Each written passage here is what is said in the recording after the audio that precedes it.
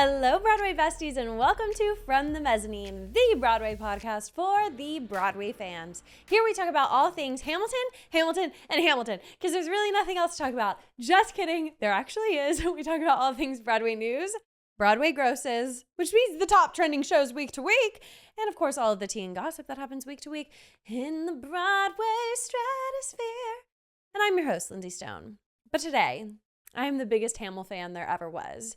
Because your girl had a life-changing experience. And I know I use that phrase willy-nilly. I know that I do. I say life-changing. This was life-changing. You know, like walking past Jeremy Jordan on the street, life-changing. Seeing Rainn Wilson and Urinetown, life-changing. But truly, seeing Leslie Odom Jr. take the stage as Aaron M.F. Burr after 10 years in Hamilton, the musical, is seriously a life-altering experience. One that I do not take lightly. This meant the world to me to see Mr. Leslie Odom, who I qualify as the greatest performer of, I always want to say our generation, but he is not my generation, but he is the best performer, male performer, Broadway has right now. I will go as far to say that. Because of a number of things. He is worth all of the hype. Like him as a person, he is worth our admiration. Because he has no ego. He is so kind. He takes time with his fans. He has this air of just like perfection. Like he seems to be like a perfect person. I know nobody's perfect, but I think Leslie Odom Jr. is the most perfect person I've ever met / seen perform on a stage. And I will get into all of that. I have so much to tell the Broadway Besties. So much. And we won't be talking about Hamilton the entire episode because, like I said, we actually have some like very interesting Broadway news this week. But I have to tell y'all about this experience. So, like I said, I somehow was one of the luckiest people in the world and was at the performance where Leslie took the stage for the very first time back in Hamilton after 10 years. It was extremely special. In that audience, we had Queen Latifah, we had Mariska Hargitay, we had Josh Gad! My king. Because Leslie Odom Jr. and Josh Gad were in the same year of Carnegie Mellon, so like besties. I did not see any of these people. Don't get me wrong. I saw them on TikTok afterwards that they were there. When somebody at the stage door mentioned that Josh Gad was there and I did not see him, y'all should have seen the way my neck snapped in their direction. I was like, you're kidding. No, apparently I missed him, but I think it's really sweet that he was there to support his student, his fellow student, his peer. Yeah, I didn't see any Hamilton OBC cast members, which was surprising to me. I thought like Lynn was going to be there. I thought David, I thought Oak would be there. I didn't see them. That's not to say they weren't there, but I never saw them. And I also thought like at the bows, at the curtain call, that they were going to like say a little something about the fact that Leslie's back. Nothing. Leslie's so understated. Like he doesn't want all of that attention. At the curtain call, everybody was like trying to like celebrate him and like jump around him. And he's just like, no. And he like walked off with the rest of the cast. Like he is not one to have an ego. Like this meant the world to everybody in this audience. I know it meant the world to him as well. Like personally, I know that this was really special for him, but like he doesn't want all that celebration, which is just so surprising because he's a Broadway performer and all of them have egos, even the best of them, but they all want to be celebrated. But he's just like so special in that way that he's just like, no, like he made it seem like, oh, I'm just one of you guys. Like this isn't like the most special night ever, but it was. Anyways, okay, so I have to tell y'all, I feel like I'm a little scattered. So, of course, Leslie says the very first lines of the musical. How does a bastard orphan son of a whore? He's the very first one on stage. He is the only one on stage at the very beginning. So, of course, he walks out. I'm sure we've all seen the many videos that have been posted at this time, but he walks out to the front of the stage to deliver the first line. Immediate. We were all up on our feet, screaming, crying, yay, Leslie! Like just screaming. And he is so silly to even think that he could deliver that line. Like he should have just come out and been like, hey everybody, hi, it's me, Leslie. I'm about to come back on and I'm gonna be Aaron Burr. So like if you could let me do that, that would be awesome. But I just wanted to like say hi to you guys first so that y'all could scream for me. And then we can get into the show. Like, because there's no world in which he can walk out after 10 years, walk back in and say that line. Anyways, but he was so sweet. He like stood there and he like looked down and like, I feel like he had like an introspective moment while we were all just like screaming and crying and throwing up for him. And I feel like in that moment, he just like, he felt the love. And then it was like, okay, let's get on this roller coaster of Hamilton. And he clocked in and he was amazing. He was amazing, of course. Like, I know I don't even need to tell you guys that, like, Leslie Odom Jr., he's still got it. He is still the best of the best. But he was, and it was really unique because now, 10 years later, the role is kind of different. Like, the role, it spans so many years in Hamilton, right? We go from them when they're students and they're in the war, and then by the end they're lawyers and they have families and they're older. So it's so fine for somebody who is his age to play this role. But it was interesting, like in those early songs where they're like, raise a glass to freedom, hey, and all the rest of like the Mulligan, the Laurens, they're all so young. And it kind of felt like Aaron Burr was not as much of a young upstart, right? He had a little bit more of a like mature, like older student sort of vibe with these younger, like crazier, wild young upstarts, like I said. So, which makes sense for Burr because he's always kind of the outlier, and he's always like, talk less, smile more. Like I have these ideas of like how we can move higher. Meanwhile, like Hamilton and Mulligan, like they're all just kind of like throwing stuff at the wall, seeing what sticks and like running with it. And they have so much power and like nobody's ever told them no. And they think they know what they're doing. But like Aaron Burr kind of always like his wheels were spinning just in a different way than everybody else's. So it did make sense for him to be like this older like person in this relationship of these like young founding fathers. So that was really unique and definitely a different interpretation and feeling than like those scenes had 10 years prior. But it was awesome. And then of course with every single song that was like one of Burr's big songs, like Wait for It. Oh, that was the best moment to me. But also like Dear Theodosia, these songs, the crowd was just, we were on the edge of our seats. And we just shot to our feet and had an ovation after every single one of his big songs. And it just felt so special. My personal favorite moment when Burr's just so riled up and he's like, I wanna be in the room, and he's like doing the dance, and that was really surreal and amazing to see because that's when he really just like lets it loose and he like busts out of his cage and he's like, I wanna be in the room where it happened, and he just lets it go, and it's his I Want song really, and that was really awesome to see.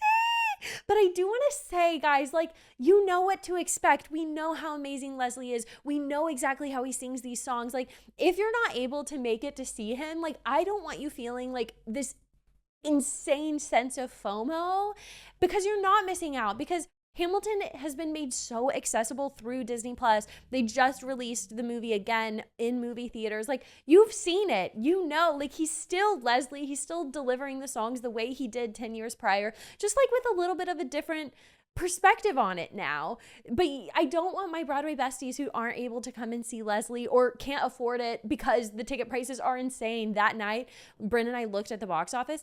The cheapest ticket you could get that night was $775. I just looked for another performance just to see, like, mid-November, so like some of the excitement would have died down by then. The cheapest ticket was still $700. So I seriously don't want you to feel like I'm missing out, because you're not. Like, you know exactly what he's doing. But the interesting thing was, like, our brains are all trained at this point to hear Leslie and Lin-Manuel Miranda together. It was really odd and, like, non-typical to hear Leslie and then the current Hamilton, who sounds absolutely nothing like Lin-Manuel Miranda, because who does sound like Lin-Manuel Miranda? He has such a unique tone. But our current Hamilton, he is amazing. I really loved his portrayal of Hamilton. I was really impressed. His name is Trey Curtis, but it's just funny because our brains are just so trained. It's like, once it's a whole new cast and everybody sounds different, you're not having that experience. But to hear Leslie and then this guy Trey Curtis deliver, of course, like Lynn's lines and songs, it just was so different. So different. And that's something too. Like, of course, he's not performing it with Lynn. And so Trey Curtis, he has a whole new take on Hamilton. He plays it so differently than Lynn. He still pays perfect respect to the role. But he sounds so different. He interprets lines differently. He tonally sings them very differently. And so Leslie, of course, is playing off of that. So he's playing this role in a different manner as well, which was really interesting. But yeah, I definitely wanted the Broadway Besties to, like, not feel like, oh my gosh, I can't believe I'm missing this. Like, this seems like the greatest thing in the world. It is, but you at least Hamilton is so accessible that you can see it on your TV screen at home on Disney Plus, which is so awesome. What else? Oh, guys, we waited over an hour at that stage door. A lot of the cast came out immediately. We got to see Thane Jasperson and the rest of the amazing cast. But oh my gosh, Leslie peeked his head out, waved to the crowd, went back in, and exited through a different door way farther down where his car was. That was a shame. I don't blame him. I never expect people to stage door, but wow. Did I want to get this playbill signed? I was really sad, and I'm interested to see if he will start signing playbills, maybe once the excitement dies down just a little bit. I don't know if the excitement is going to die down at all. He's in the show for 12 weeks. Like, it might be this crazy the entire time, and he might never stage door. But, like, when I saw him in Pearly Victorious, we waited over an hour. I want to say like 2 hours for him to come out of that stage door. And it was worth the wait. He was so nice. He spoke with us. He took photos with us. He gave us a hug. Like, he was so intentional. And that's why I say he's worth our admiration, because his interactions are just so thoughtful and intentional. And he's one in a million. Seriously. I saw a video on TikTok recently. It was very recent. And it was these girls, they were in like a taxi, and across the way, Leslie was in a taxi, and they're like, they have their window down and they're like, pardon me, are you Aaron Burr, sir? And he like rolls down his window because he sees that they're looking, and they start screaming. They're like, oh my God, we're seeing you September 20 something. And he's like, oh wow, thank you so much. And he says to these girls, he's like, y'all, let me know when you're coming and you can come backstage. To these random girls who are freaking out in the car. It's just like, that's so nice. And he means it too. It's just surreal. Like, pinch me. I have chills thinking about how amazing of a person he is. But I really, really hope that he starts stage dooring and signing playbills, because I really want my Hamilton playbill. It even says on there Hamilton, which I thought was really cool, and it has 10 stars around it. I really would love for him to sign this playbill. Yeah, I think that's all. It was amazing, and I hope some of the Broadway besties do get to make it out to see it, because yeah, it was just so crazy. I also had the absolute pleasure of going to the United Palace this past weekend too, because it's just been like a Hamilton week for me. I cannot stop quoting it. Like, seriously, guys, it's getting to be a sickness. Like, anytime anyone says a word that is in Hamilton, I have to then sing the entire song, and it's getting to a point of sickness. My fiance is going to push back the wedding date if I don't stop. I'm kidding, but also it is getting really bad. Like Hamilton is on my mind all the time. Yesterday he was seriously like, he like sat me down. He's like, you have to stop. It's too much. And I'm just like, I can't nonstop. If there wasn't such an old song that we could sing along in harmony, like I have to sing it constantly. Like I'm regressing back to my 17-year-old self. But it's I like it. I like it for me personally because it brings me joy. And it is so amazing. Like seriously, guys, when was the last time, I hope you guys have been seeing it in movie theaters, but like if you're not, when was the last time you like watched it all the way through on Disney Plus? Because like we listen to the songs all the time, but it's a whole nother beast to like watch it all the way through. And like it is I don't think I can say it's the best show on Broadway because I do think Wicked is the best, but it is like seriously as good as Wicked. It is because, and the reason that I put these shows on a pedestal is because of the cleverness of the lyrics. The lyrics, like you could dissect any sentence in Wicked or Hamilton like with a fine-tooth comb and find 17 different meanings. And the way that certain songs appeal to different moments of my life, like this is so crazy. When I was first introduced to Hamilton, I was an angsty teenager, right? The way I like would scribble in my journals angrily, turn around, bend over, I'll show you where my shoe fits, when I was mad. Like I would like scribble it in scripts because I would be at rehearsal and I would be so like pissed off about something, right? Like typical theater kid shit. Like I just would be like, oh my God, this is making me so mad right now. I can't believe they're acting like this. Like, turn around, bend over, I'll show you where my shoe fits. And then there's beautiful lines, like my favorite line, plant seeds in a garden you never get to see. Like it's just that good. I need to get off of my soapbox. I know. This is too much. I'm not always like this, I swear. But like, I just needed this moment to remember why I love Hamilton. And girl, I remember. Like, I love it so much. And it's just worth it, though. Like, it's worth that love. Sorry.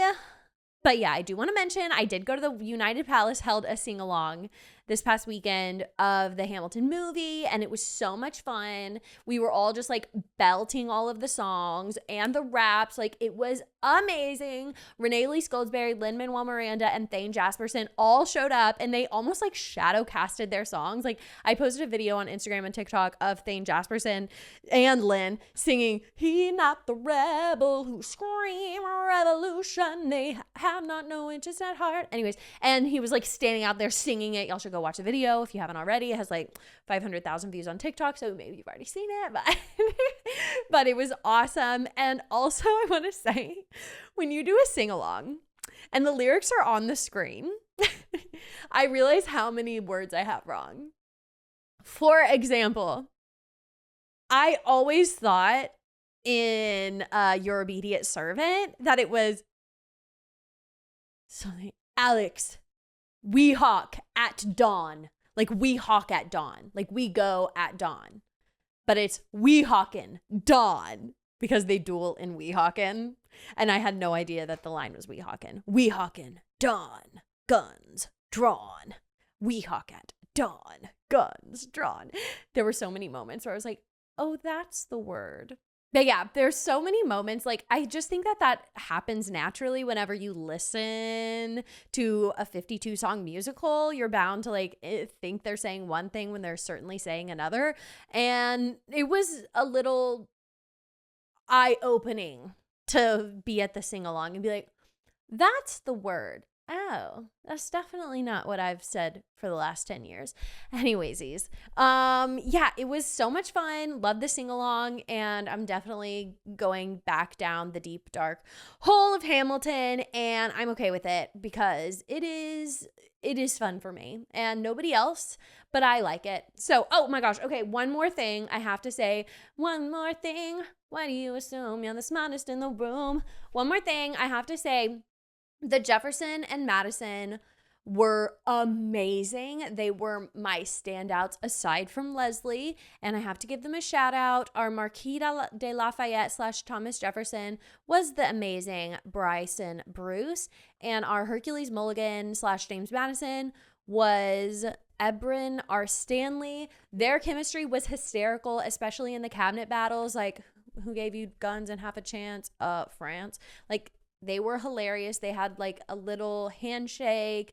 They were just so funny. Any moment they came on stage, I was like, eek, they're back. I'm sitting at the edge of my seat. Obviously, like Jefferson, that's my dream role. He's so fun and funny. And I feel like any Broadway actor has so much fun with that role, but they were really fabulous and they just shined to me. But the entire cast, of course, was amazing, especially Trey Curtis, the current Hamilton. Really liked him. He was very handsome too, which was a check in his column. Okay, guys, let's get into the Broadway grosses. This is for the week ending on September 7th. Our top grossing show is It's Hamilton is number 1. Number 2 is Wicked. Oh my God. Mamma Mia is 3. That is the first time they've been in the number 3 spot. That is amazing. That means, of course, that they beat out The Lion King, who is number 4. We have a newcomer. I'm shocked. Our number 5 is Art, featuring James Corden, Neil Patrick Harris, and that other guy that I can't ever remember his name. I'm sorry. Okay? They grossed $1.2 million last week with a 96% capacity. Wow. And it's at the Music Box, which is a small theater. Small. 7,000 seats for the entire week. Their average ticket price is $162. Dang. Was not expecting that play to gross this much. Of course, Neil Patrick Harris is a big name, but I just, for some reason, didn't think James Corden was going to bring in people. And clearly, I'm mistaken. It's doing amazingly. That's excellent. I want to see this play. I've been seeing really positive things about it. Our number 6 is maybe Happy Ending. They have been in our top 5, so now they're bumped out thanks to Art, but they might bump back in. Just in Time is number 7, grossing $1.2 million and a 102% capacity, doing so well. Oh, Mary is 8. Yay. Death Becomes Her is 9. And 10 is John Proctor is the Villain. That is amazing for them. It's obviously because this was in their final week. I think next week will account for their like actual final week. But there won't be like 8 performances next week on the grosses. So this was like their last full week of performances, I guess you could say. And that's really high for them. They had been much lower considering they're in a small theater, very small theater. But of course, that was a big deal when it closed, and those tickets were expensive, to say the least. I think I'm going to not look at the bottom because we all know what they are, and we look at them every week. And every week I say, I'm not going to look at them next week, and then I always do. So we're not going to look because, I'm just glancing, and it's what we already know. So, okay, so moving on. I did ask for Q&As on my Instagram because I feel like I have a lot of new listeners. And I thought, I wonder what they want to know about me. So I asked for Q&A, and I might do some like this week, next week, unless I have like a ton to talk about, but might as well do a few of them now, and I'll do these 3 here. So first off, Marion30 asks, is there a movie you think should be a musical? I love the question, what should be turned into a musical? I've never really thought about just turning a movie into one. But if I were to like have my pick of the litter, my favorite movies that are not musicals are The Parent Trap. That's my favorite movie in the entire world. Of course, we have the beautiful Ginger Twinsies playing off Broadway, but for the entirety of whenever I talked about them from the mezzanine before I ever saw it, I thought it was a musical. And I was disappointed when I found out it wasn't a musical, just because obviously I love musicals. The play was amazing. Nothing against it.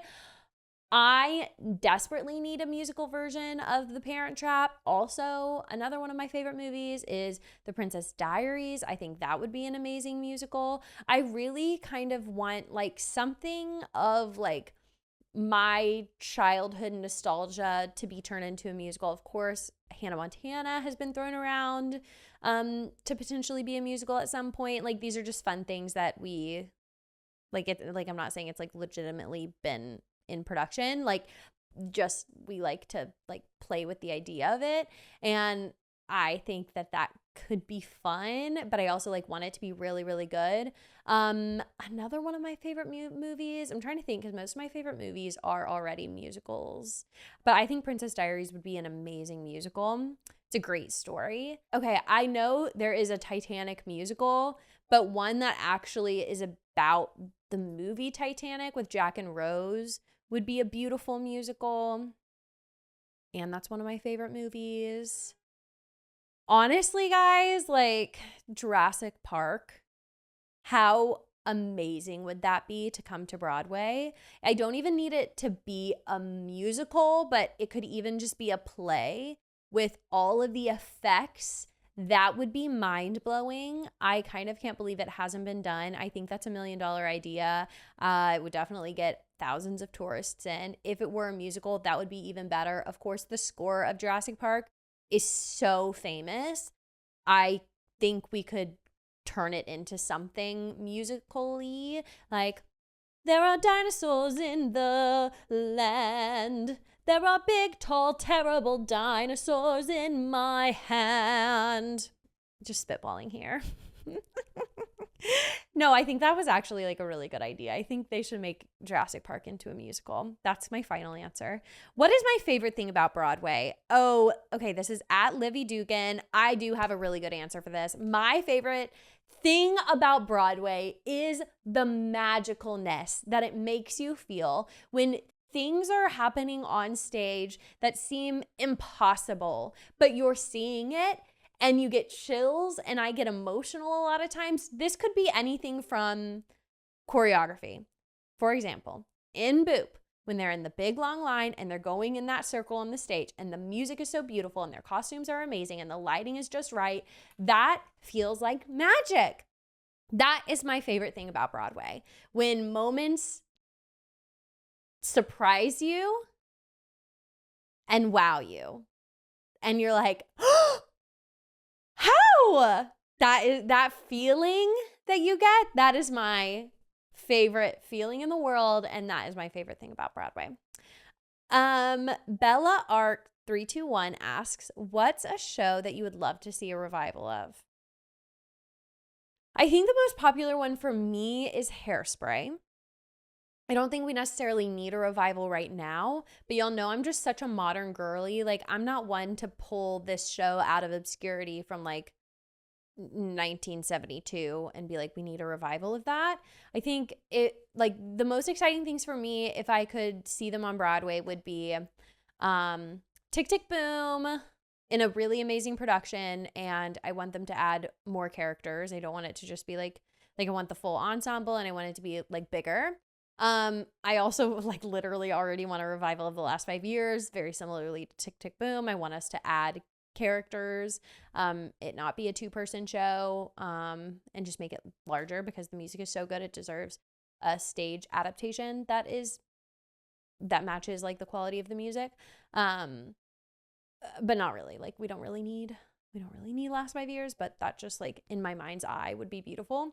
And then of course like Rent, Hairspray, and nothing else is coming to mind from like further back that like needs to come back. Of course, like Legally Blonde would be amazing, but I just don't see that practically happening.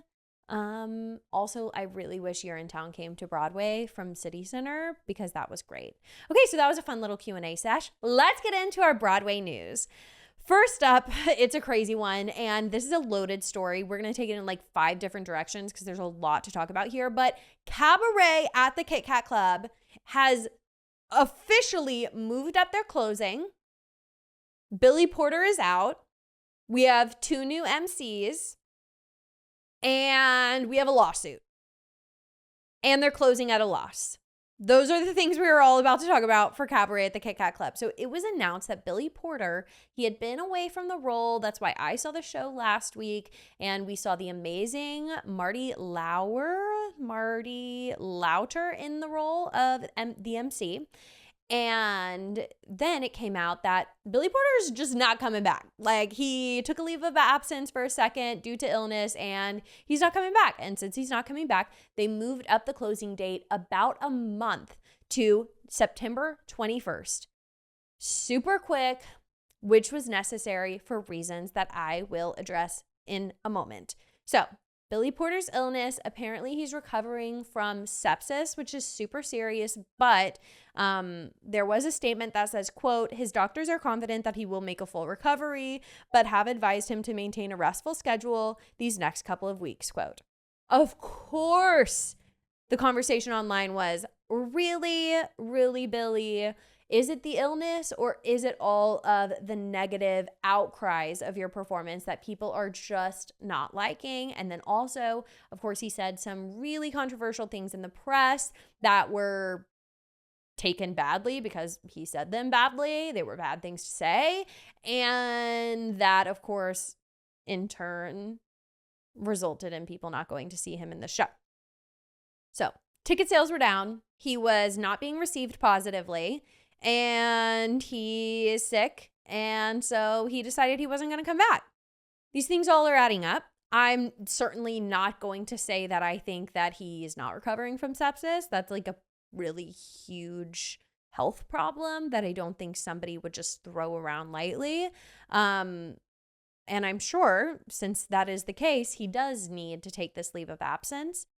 And since the show isn't doing well, it doesn't make sense for him to take like a long leave for the show to tank, for him to come back, the show continue to tank, and them go out. It's like, okay, Billy, if you need to recover, we're going to close it early. You don't need to come back, and we're going to have these amazing understudies take your place for the last 2 weeks.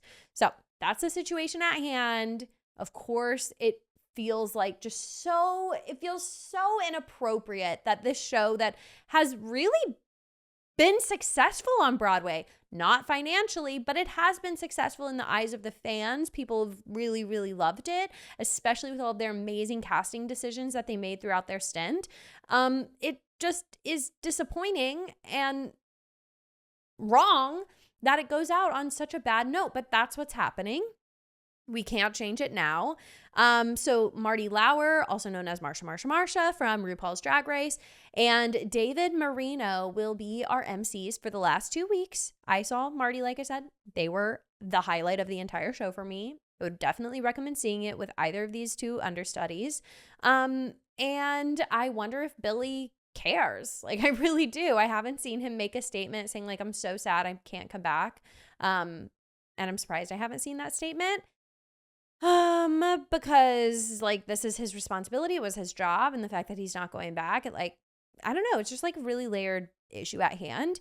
And then the second side of this coin is that the show, seriously, was the most expensive Broadway revival in history. This show cost $24.5 million to mount on Broadway. That explains why it was the most expensive. That is a crazy number for something that is a revival. It was that price because they spent $9 million to renovate the August Wilson Theater. And when I say renovate, if y'all haven't been to Cabaret at the Kit Kat Club, every square inch of that theater seems to have been changed, which was the best part of the show for me. I loved that scenic design. It was amazing. All of the bars were so cool. They had all of these different stages and performance spaces that I assume just would have been like an empty room where people congregate to get drinks or use the restroom. Like, they made it into this full experience, which as a patron paid off. I was really wowed by that. But unfortunately, this ticket price, they have not been able to recoup their sales. Therefore, Cabaret will be going down as a flop. But I think it will be viewed in the eyes of the public in 2 or 3 years. We're not going to remember Billy Porter. We're not going to remember all this controversy. We're just going to remember how beautiful they decorated that theater and how many amazing cast members they had. Adam Lambert, Ali'i Cravalho, Eva Noblezada, Orville Peck. They had some really interesting people in these roles. And I think that's what we're going to remember it for. Eddie Redmayne, how could I forget? So that's a really interesting factor. I love looking at the profits of a show, especially as they are closing, because I think it's fascinating. Thus far, it has profited about $88 million. And apparently their running costs week to week required about $1.2 million. Of course, that changes depending on who was in the roles as MC and Sandy Bowles. Sandy Bowles? That's not her name. I'm not going to think about it right now. Sorry. But that's not the point I'm trying to get across. It matters about who's in the leading roles for that 1.2 million, but that was the operating cost. So with that $88 million profit, the $24.5 million to mount it on Broadway, and the $1.2 million weekly operating costs, they were never able to pay back all of their producers, which resulted in now we have a lawsuit against Cabaret. So the lawsuit, what they're seeking is full financial records of Cabaret, and basically like they want proof of why haven't we been paid and how the finances have been for Cabaret thus far, which is just like another dark cloud over this production of Cabaret. Like, it was the most expensive. It had a lot of controversy with Billy Porter, and now it has a lawsuit and it's closing early. It's just like, ugh, this dark, dark, dark cloud over the August Wilson Theater that just can't seem to catch a break lately. So I'm really excited to see, or eager to see, I'm not excited, I'm interested to see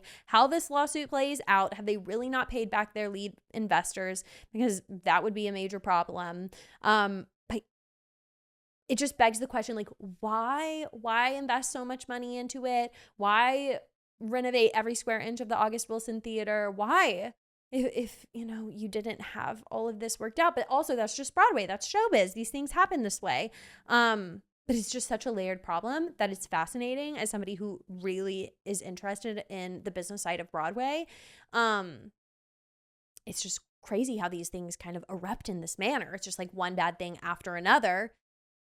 And I can't wait to see where it goes from here. I really hope all of the investors get paid out. I really hope it closes on a really good note. I think it is, with the two understudies taking on the role of MC because they're amazing. I think that's a great way to end it personally. Financially, probably not. But guys, they were grossing like $300,000 a week these past few weeks. And when their operating costs are $1.2 million on average, yeah, that is not going to cut it. That's why they had to close early. It's wild. It's crazy. And that's all I have to say about it. So let's move on to our next news story, folks. Next up, I never saw this week, which is crazy. It's just like a testament to how I suppose I was wrapped up in all the Hamilton of the week that I never even saw the fact that Ryan McCarten has announced that he is departing from The Great Gatsby, guys. This is a big deal, and it leads us on course for what everybody has been saying, that Jeremy Jordan is going to come back. I think we know it. I think it's kind of like how we knew Darren Criss wasn't going to be gone from Maybe Happy Ending Forever. I think we all have been like, Jeremy Jordan isn't done with Gatsby. We all had that feeling. But this is just like, okay, we're inching towards that inevitable announcement that he's coming back. So Ryan McCarten will be departing from The Great Gatsby on November 9th. And here's the deal. I looked into what Jeremy's been doing. He's been on tour with The Age of Madness, his rock band. Or could you call them rock? They're kind of like screamo. It's like this crazy thing that Jeremy does that like I turn a blind eye to, because I'm like, no, Jeremy, I feel like you're damaging your voice. Like, no, that's not the path for you. Like, stay on Broadway. Personally, that's what I would like. And I've like tried to listen to the songs. I'm not a huge fan of the songs, but anyways, that's besides the point. He has been on tour, and he will be on tour from September 11th through February 6th. But get this, it's not like a nonstop tour. He's not like doing stadiums every night like Taylor Swift. He does like about 2 or 3 shows a month. And all of December, he is not performing. He has no performances on the book, which lines up perfectly with Ryan McCarten leaving in November. Then maybe they'll have like 2 weeks of an understudy, as they typically do. And then Jeremy will come into the role. And he's got like 2 shows at the beginning of February. So it's not like he's being pulled in a million different places. Like, he can totally join Gatsby, and I think that's exactly what he's going to do. So that's the tea. Ryan is leaving. I can't say too much about it. Like, it's okay with me. I'm excited. Of course, I want Jeremy to come back. I never saw Ryan McCarten. I will not see Ryan McCarten in the role. And I'll definitely be back for Jeremy. So it works out for your girl. Oh, also, I wanted to cite, there has been some rumors swirling online that Gatsby is going to close once Jeremy rejoins. Let's look at their grosses because I actually haven't mentioned them in a while. Where are they falling? Okay, oof. Oh my God, wait. Oh, I didn't realize this. The Great Gatsby had a 58% capacity last week. That is super bad. Oh, I had no idea that they were so low. The previous week, though, they grossed 83%. So maybe like Ryan McCarten was out or something. But yeah, that is an indication that maybe they will leave Broadway. That's what has been said. But currently, tickets are on sale through the end of March 2026. So if Jeremy comes back in, let's say, end of November, December, January, February, March, that would give him 5 months in the role, which seems pretty good. Gatsby has been a great show. Like, it has done so much better than I think anybody, even the people working on it, have ever thought that it would do. It's been a wild success. I don't think they've recouped their investment, but I do think it would go down as a success. I need to see Gatsby back up. It used to be like at the top of the grosses, like at least in the top 10 or near it. And the fact that it's so low, they need to recast for sure. Our last news story, it is a total wild card. When I first saw this piece of news, I thought, who, how, and why? Whose idea was this? How is this a real thing? And why do we need it? But as I read more and more, I realized, wait, I think they're onto something. So we are getting a Fyre Festival musical. It is in development, and it is being backed by none other than pop star Rita Ora. So random. But I got to tell you all about it. If you're not familiar with Fyre Festival, it's Fyre, okay? It's different. Fyre Festival. There's a documentary on probably Hulu, Netflix, everything, because it was this crazy festival that happened on some island. They invited a ton of celebrities, a ton of influencers, and they sold these extremely expensive tickets to the public to come to this island for just your typical music festival, except it's on this beautiful private island, and you're going to hear from all these celebrities, and big deal. Everybody flies out to this tiny little island, and the facilities are shite. They're supposed to be like glamping, camping grounds, and that's not happening. There was supposed to be like gourmet dinners, not a thing. They got styrofoam takeout boxes with like a ham and cheese sandwich inside. It was a shit show. And a lot of people got sued. A lot of people got in trouble.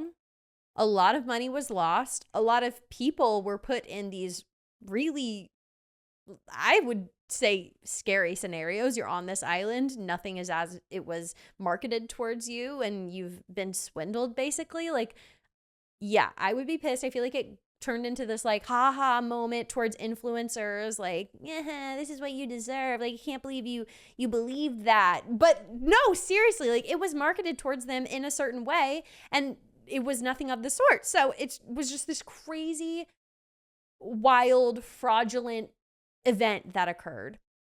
And they're making it into a musical. I don't know how that's possible, but then I realized it's going to be a comedic musical, and I'm like, okay, wait, there might be something there. So here's the situation.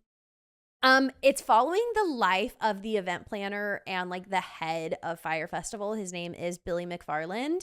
And it's being directed, and the book is being written by this guy named Brian Buckley. He's primarily like a film director, and this is going to be his first theatrical project. He says, quote, "I never saw myself doing a theatrical musical comedy, but then again, I never saw something completely mind-bendingly ridiculous and intriguing as what went down with Fyre Festival. A spectacular failed endeavor that will haunt a generation forever. I cannot wait to get this show out to the world, and yeah, man, this time there will actually be music or your money back," quote. I think that was their like tagline, music or your money back. And then they had to get their money back because they were all all defrauded.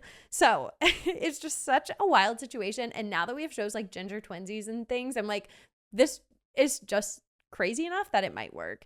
I also wanted to note that the person doing the music is this guy. He's won every award in the book. He's worked with every celebrity in the book: Adele, Florence and the Machine, Rihanna. He is a very credible songwriter. His name's Paul Epworth. So he's doing music, and David Corrins will be doing the scenic design. He was the scenic designer for Hamilton, of course. So it's got this very credible and legitimate team behind it that I'm like, this might be a big thing. It's a recognizable IP. I loved the Fyre Festival documentary whenever it came out. And I think this is coming. Like, I feel like with this team involved and with this interesting of a plot that they're tackling, like, I'm in. Okay, you had me. You worried me at first. I thought, what in the world? What do you mean? Fyre Festival musical? Sounds like a shit show on top of a shit show.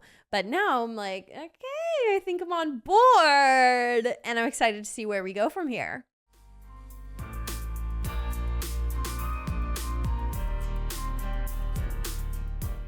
Well, Broadway Besties, that has been this episode of From the Mezzanine. Thank you so much for listening. You can find all things From the Mezzanine at fromthemezzanine.com. You can find me on Instagram and TikTok at From the Mezzanine Broadway. You can become my personal Broadway bestie over at the Patreon, patreon.com/fromthemezzanine. I do a weekly bonus episode. It is called Meet Me at the Stage Door, where we really break it down.